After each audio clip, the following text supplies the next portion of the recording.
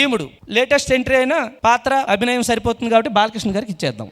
ఇక అర్జునుడు ఆ చివరి కూర్చున్నాడు.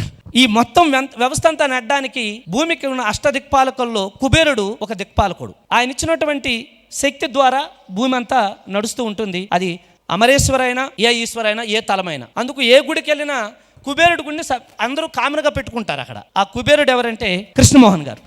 నా క్యారెక్టర్ ఏదని క్యూరియాసిటీ పెరిగిపోతుంది కదా, చెప్పుకుంటే ముందు పడుతుంది. ఆ క్యారెక్టర్ పాంచాలి. నాకు అర్థమైంది నా పాత్ర, కానీ నువ్వు అనుకున్నది నేను కాదు కదా.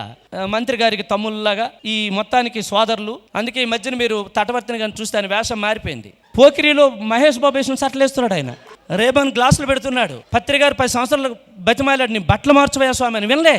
కానీ పిఎంసీకి వచ్చిన తర్వాత ఆయన పాత్ర మారిపోయింది. పాత్ర మారిందో లేదో బట్టలు అయితే మారిపోయినాయి. ఏమో టైట్ ఫిట్లు అంటున్నాడు, దాని మీద వేసుకుని వస్తున్నాడు.